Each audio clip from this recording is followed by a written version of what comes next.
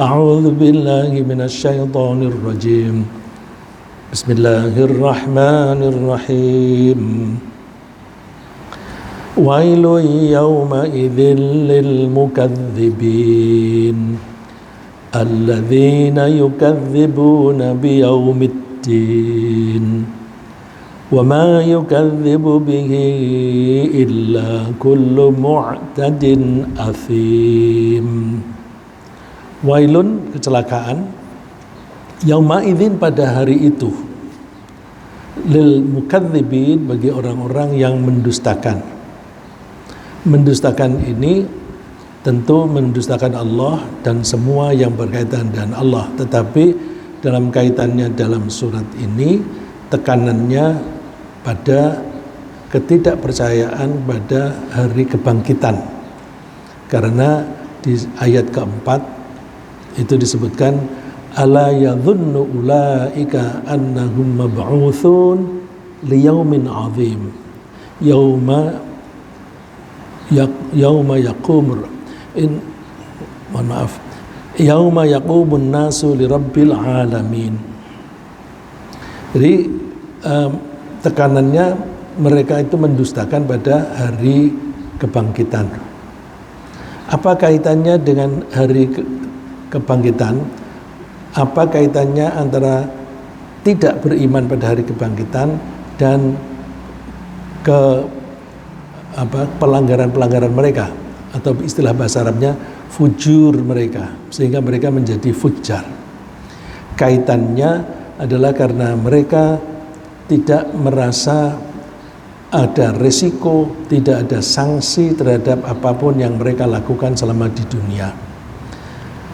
Mari kita lihat kenapa mereka itu tidak mempercayai hari kebangkitan. Karena pikiran mereka nggak nyampe.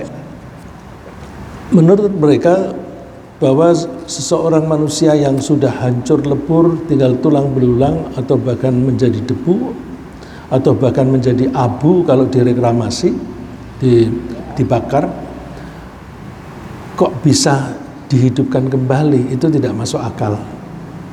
Nah, kita hati-hati kalau ada kata tidak masuk akal. Kalau ada suatu pernyataan dikatakan tidak masuk akal, bisa salah satu dari dua. Misalnya, statement itu tidak logis, tidak bisa diterima akal sehat, tidak bisa diterima orang yang akalnya cerdas. Misalnya, kalau orang mengatakan 3 kali 3 sama dengan 2 misalnya, itu tidak masuk akal, ya. Tapi ada kalanya faktanya itu benar, tetapi orang itu tidak bisa mencernanya, maka orang itu juga mengatakan tidak masuk akal.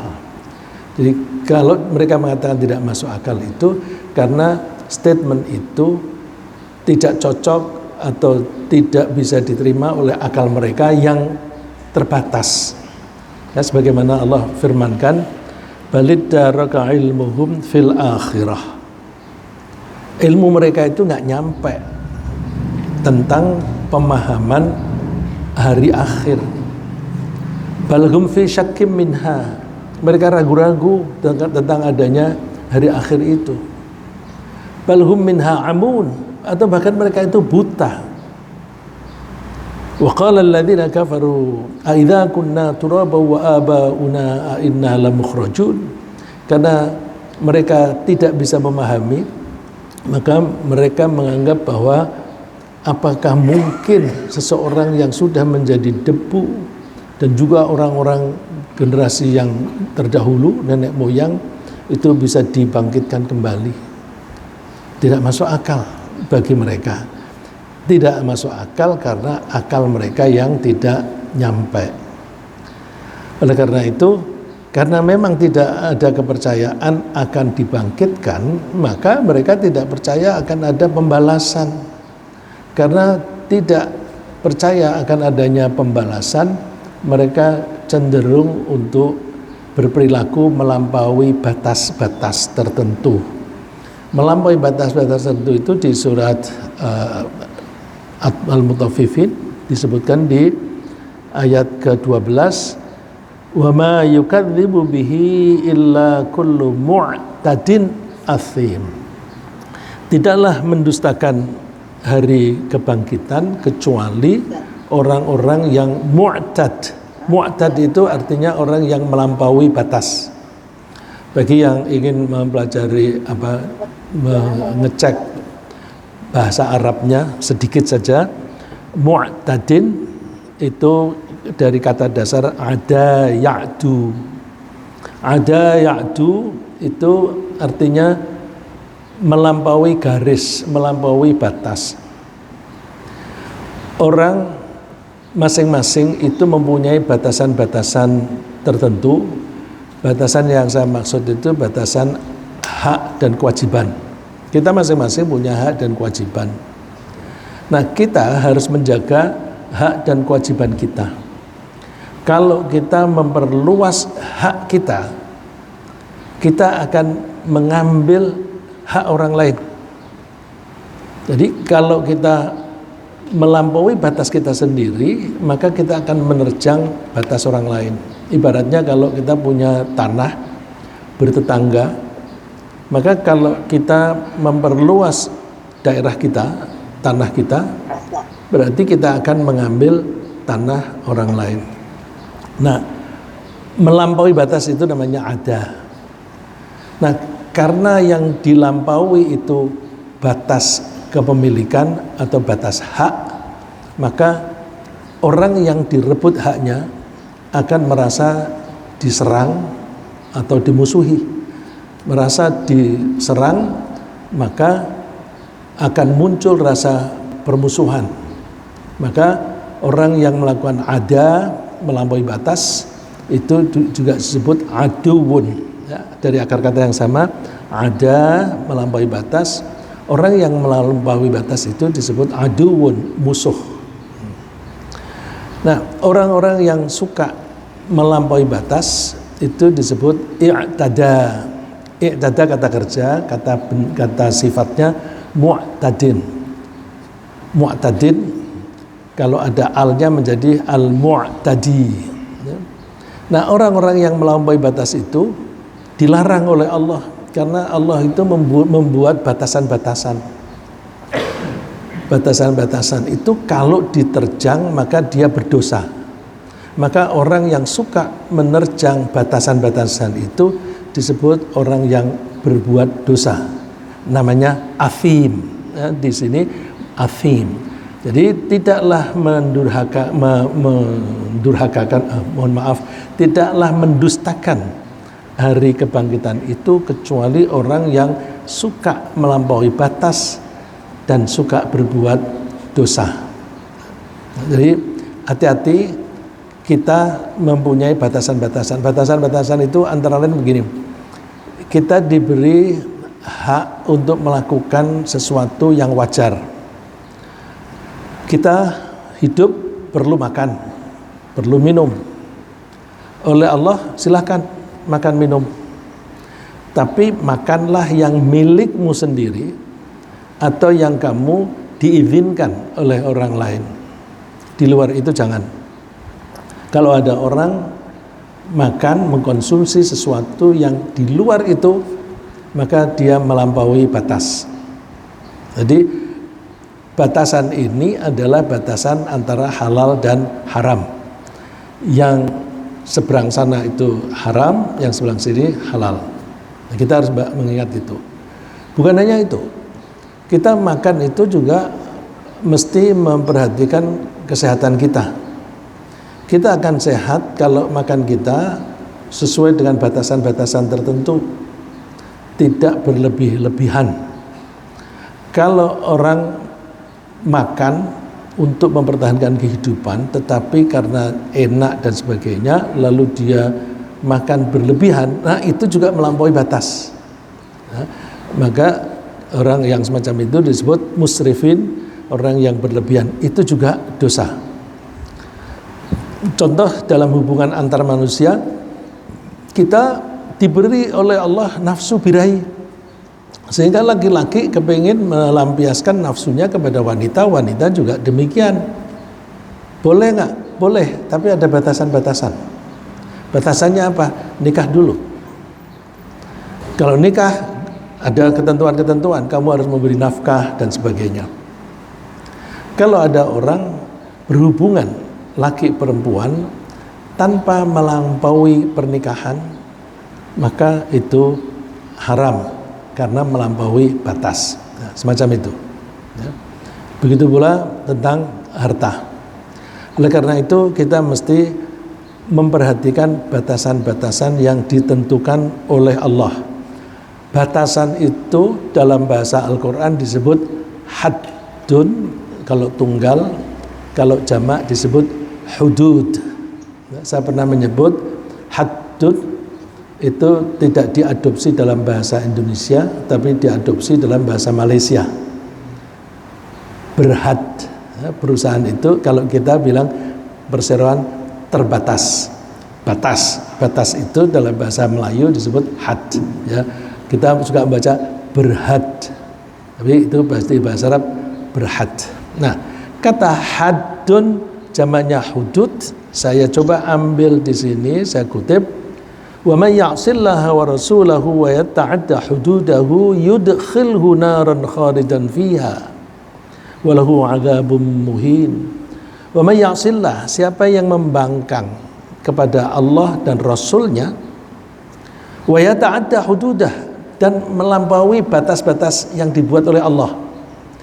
Di depan disebut Allah dan Rasulnya, dua pihak. Tapi ketika mengatakan batasan, Allah menyebutnya wa yata'adda hududahu, dan orang itu melanggar batasan-batasannya, nyanya di situ tunggal, hu. Ya. Berarti kembali kepada Allah. Yang membuat batasan itu Allah. Nah, orang yang suka melanggar batasan itu menghadapi sanksi yudkhilhu naran khalidan fiha. Dia akan masuk ke neraka selama-lamanya di sana. Walahu 'adzabun muhin, dan dia akan mendapatkan siksaan yang menghinakan. Nah, oleh karena itu kita mesti hati-hati. Lalu pelajaran apa yang kita harus ambil? Pelajaran yang harus kita ambil adalah bahwa kita harus selalu menyadari, memahami, mengetahui batasan-batasan yang kita diperbolehkan. Sampai sejauh mana kita boleh boleh melakukan, dan batasan mana yang kita tidak boleh melanjutkan lagi. Dan kalau melampaui batas itu ada sanksinya, sanksinya itu nanti di akhirat kita akan disiksa. Maka kalau ada orang yang melampaui batas sama dengan rela dirinya disiksa. Jadi orang yang berbuat dosa sebenarnya dia rela menyebabkan dirinya mendapatkan siksaan. Jadi orang yang bermaksiat, melanggar ketentuan sama dengan menyakiti diri sendiri. Nah, menyakiti diri sendiri itu disebut zalim pada diri sendiri. Wa may yata'adda hududallah, siapa yang suka melanggar batasan-batasan Allah, faqad zalama nafsah, sebenarnya dia itu menzalimi atau menganiaya dirinya sendiri. Oleh karena itu kita harus mempelajari batasan-batasan itu, batasan mana yang halal, mana yang haram, ya, karena batasan-batasan itu adalah garis yang kita tidak boleh melampaui. Nah, kalau berbicara mengenai halal dan haram, yang boleh menentukan sesuatu termasuk makanan itu halal atau haram hanya Allah. Tentu karena Allah mengutus utusan, maka yang disampaikan oleh utusannya Nabi Muhammad itu juga sama dengan mewakili Allah. Nah, kalau kita menganggap seperti itu, maka kita menyebutnya bisa mengatakan bahwa yang boleh mengatakan sesuatu itu halal atau haram hanya Allah dan Rasulnya. Tidak boleh kita mengatakan sesuatu itu haram kalau Allah dan Rasulnya tidak mengatakan haram. Tidak terbatas hanya di makanan, perbuatan juga begitu. Kalau Allah dan Rasulnya tidak melarang, kita jangan pernah melarang. Karena yang boleh merintah dan melarang hanya Allah. Perintah dan larangan itu namanya syariat. Yang boleh menciptakan syariat hanya Allah dan utusannya sebagai wakil dari Allah. Oleh karena itu, hati-hati jangan melarang-larang sesuatu kalau Allah dan Rasulnya tidak melarang. Kalau Allah dan Rasulnya tidak melarang, kok ada orang mengatakan tidak boleh, itu istilah entah itu dibilang haram atau dibilang masuk neraka.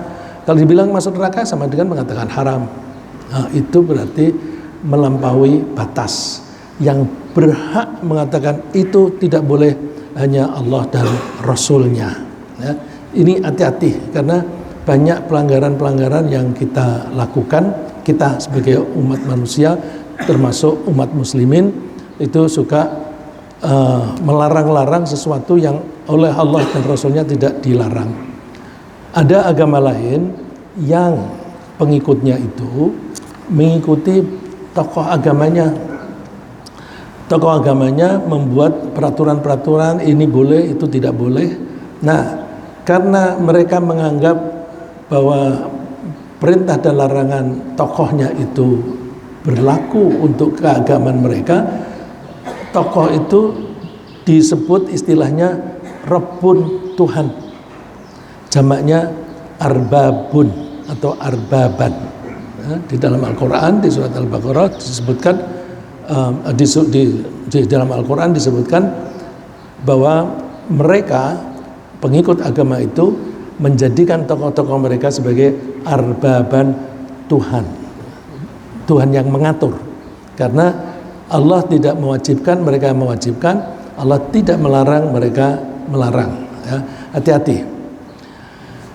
Itu jadi hak prerogatif Allah untuk menentukan yang boleh dan yang tidak boleh.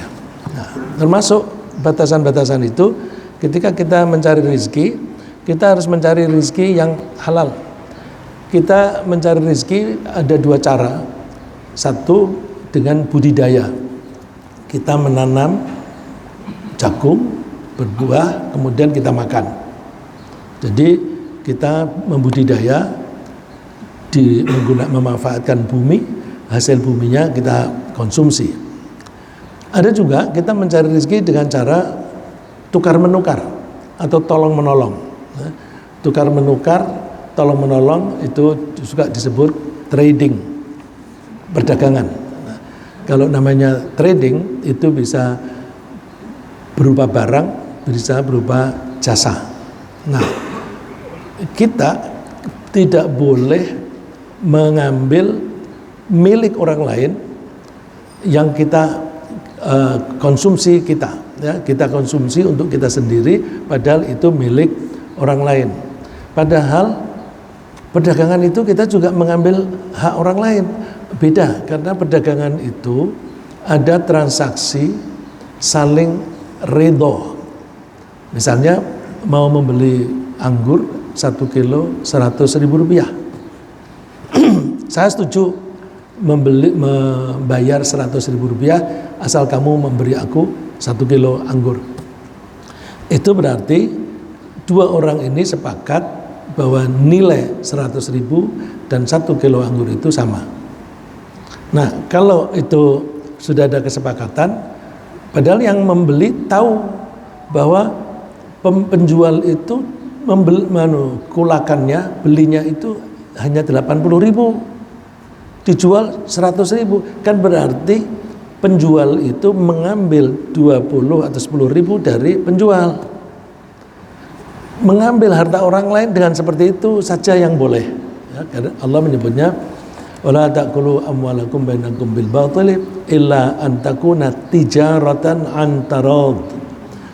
Jangan makan harta orang lain kecuali kalau itu berupa perdagangan yang saling ridho. Kalau tidak ada perdagangan yang saling ridho, maka itu tidak boleh. Tentu di dalam perdagangan juga ada ketentuan-ketentuan yang lebih spesifik. Ya. Nah, kalau ada orang mengambil hak orang lain dengan cara yang curang, ya, curang itu bermacam-macam. Misalnya ada proyek itu ditawarkan kepada orang yang menawarkan harga paling rendah dengan kualitas yang paling tinggi. Ada persyaratan semacam itu. Terus ada orang yang mau bidding, ya, mau mengharapkan proyek itu, dia tahu bahwa barang dia atau jasa dia itu lebih mahal dan mutunya kurang. Terus bagaimana supaya bisa memenangkan? Dia memberi upeti, memberi sogokan kepada pengambil keputusan. Nah, pengambil keputusan itu dalam bahasa Arab disebut hakim, jamaknya hukam.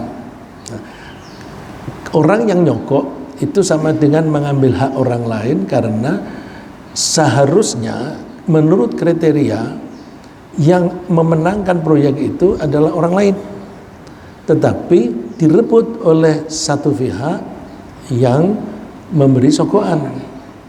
Jadi dia mengambil rezeki yang seharusnya jatahnya orang lain.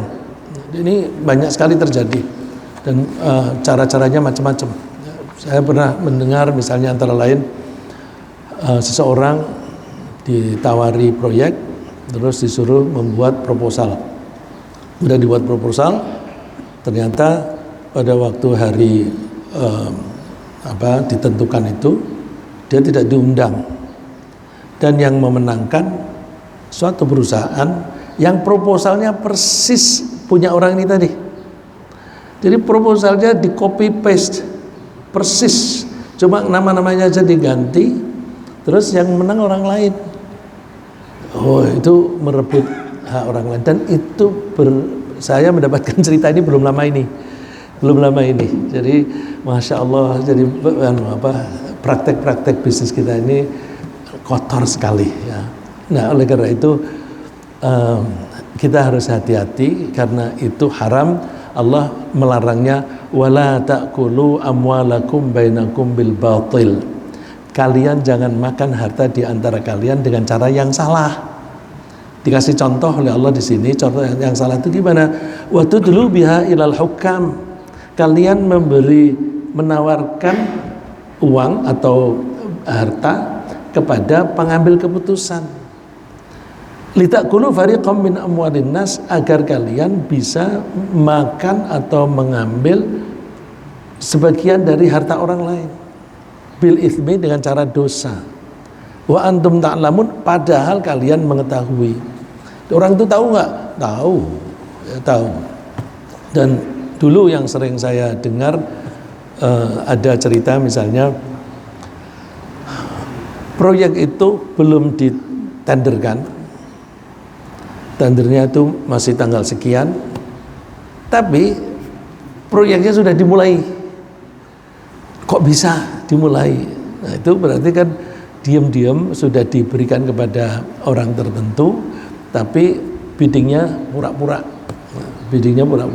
Jadi kasihan orang-orang ini, padahal membuat bidding itu kan butuh biaya.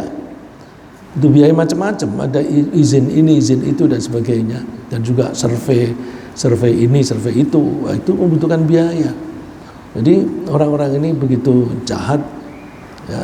Jadi saya pernah mendengar kasus semacam itu, kemudian ada yang berani protes, terus ya itu stop proyeknya. Tapi tetap aja ketika tender yang dimenangkan orang itu juga, ya. Jadi masya Allah. Terus kita juga hati-hati dalam hal ini, karena melanggar hak orang lain itu sanksinya dosa. Sanksinya itu siksaan di neraka. Nah, melanggar hak orang lain itu bermacam-macam. Antara lain hak hidup. Semua orang itu punya hak hidup. Kalau orang itu tidak melakukan pelanggaran-pelanggaran yang layak mendapatkan hukuman mati, harus hidup. Kemudian setiap orang juga mempunyai hak untuk harga diri, dan juga untuk misalnya mempunyai anak yang jelas ini keturunan siapa. Nah, kalau ada orang melanggar hak orang itu, yaitu misalnya dengan cara berzina, maka itu juga mendapatkan sanksi. Allah memberikan contoh yang lebih berat daripada makan tadi.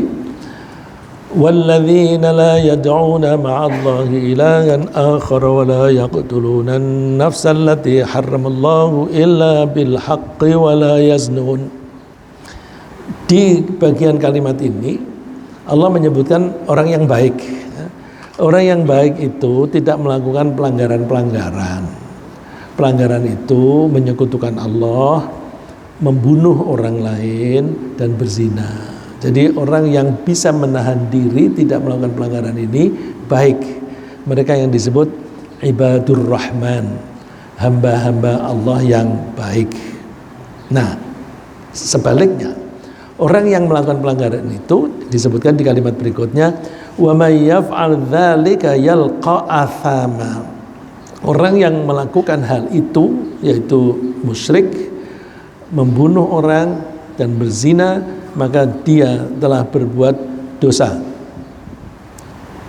Orang yang melakukan dosa tadi disebut athim, dosanya disebut ithmun, jamaknya disebut atham. Ya, yalqa athama, mereka jatuh pada perbuatan dosa. Nah, orang yang melakukan itu yudha'af lahul adzabu yaumal qiyamah, siksaannya akan dilipat gandakan di hari kiamat. Wa yakhlud fihi muhana, dan mereka akan selamanya tinggal di situ dalam keadaan hina. Nah, ini kebetulan saya copy paste pakai komputer. Kalau komputer itu tidak ada tanda kasroh yang berdiri. Ini kalau kita ketemu di Al-Quran, wa yakhlud fihi muhana. Menurut peraturan umum, hi atau hu kalau jatuh setelah huruf mati dia dibaca pendek. Fihi, nah, mestinya hi-nya pendek. Terus kalau misalnya ilahu, bukan ilah, misalnya wa najwahu, misalnya najwahu ada alif itu berarti huruf mati, terus hu pendek. Nah, ini khusus di sini dibacanya panjang meskipun hi jatuh setelah huruf mati. Fihi muhana. Ya, ini memang harus dipelajari secara khusus.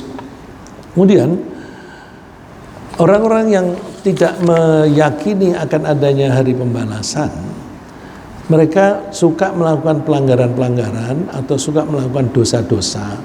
Nah, ketika mereka suka melakukan dosa, tentu mereka tidak ingin dihalang-halangi. Coba aja kalau ada copet, orang mau mencopet, ada orang menghalangi, dia akan memusuhi atau menghajar orang yang menghalang-halangi. Kalau kepada polisi, kebetulan polisinya membawa senjata, mereka takut. Tapi kalau bukan, itu mereka musuhi. Ya, misalnya ada orang mau mencopet, kemudian kita melihat dari jauh, memandang terus. Nah, memandang terus itu mereka merasa dihalang-halangi. Itu nanti dicari cara supaya ketemu kita nanti dihajar gitu. Nah, karena itu dianggap menghalang-halangi. Itu copet, yang dicopet hanya nilainya kecil. Kalau korupsi, oh ya tega membunuh. Maka memberantas korupsi memang sulit. Apalagi sekarang ini korupsinya itu triliunan, bahkan ribuan triliun. Menghukum orang semacam itu sulit sekali, karena ya orang-orang yang mempermasalahkan itu ya paling tidak ditakut-takuti, ya, diteror begitu. Oleh karena itu artinya apa? Orang yang punya kecenderungan melakukan dosa itu berusaha melarang ditegakkannya peraturan. Mereka melarang ditegakkannya peraturan dengan cara apa? Dengan cara permusuhan. Ya. Nah, kalau ada agama yang melarang itu, mereka akan memusuhi agama itu. Jadi perjudian. Ini ada orang yang mengumpulkan duit dari judi untuk apa? Ya, ini kan orang yang tidak punya partai. Mereka ingin mempunyai partai yang besar. Partai itu harus dibiayai. Maka dari mana? Ya udah dengan cara berbagai cara, termasuk judi, supaya nanti kelompok mereka punya duit yang banyak dan mereka memahami bahwa di Indonesia ini partai nggak penting kok, lebih penting duitnya. Ya. Buktinya partainya bisa dinegosiasi asal ada duit. Jadi diyakini bahwa duit lebih penting daripada partai. Nah, oleh karena itu orang-orang yang jahat semacam itu berusaha menghalang-halangi agama yang melarang praktek mereka. Nah, Islam ini kan melarang mereka berjudi, melarang mereka korupsi. Maka Islam selalu dimusuhi. Ya, selalu sampai kapanpun Islam selalu dimusuhi oleh orang-orang yang suka melanggar. Nah, memusuhinya itu dengan berbagai cara. Nah, memusuhi Islam itu artinya menghalang-halangi jangan sampai Islam berkembang. Itu dalam Al-Quran juga disebut menghalang-halangi jalan Allah. Nah, seperti yang disebutkan oleh Allah, alladzina yasudduna an sabilillah, orang-orang yang menghalang-halangi jalan Allah. Nah, jalan Allah ini apa? Agama Allah, Islam. Jadi diserang dari kiri, dari kanan, antara lain misalnya di masjid jangan ngomong politik. Akhirnya orang-orang Islam, orang-orang masjid pada buta politik. Kalau pada buta politik, mereka tidak punya ambisi politik. Nah, yang boleh ambisi politik hanya mereka saja. Lalu merekalah yang menguasai politik. Orang-orang soleh-soleh cukup di masjid saja. Nah, jadi ini tapi dilematis ya, karena di antara jamaah itu ada yang punya kecenderungan berpihak pada partai politik tertentu.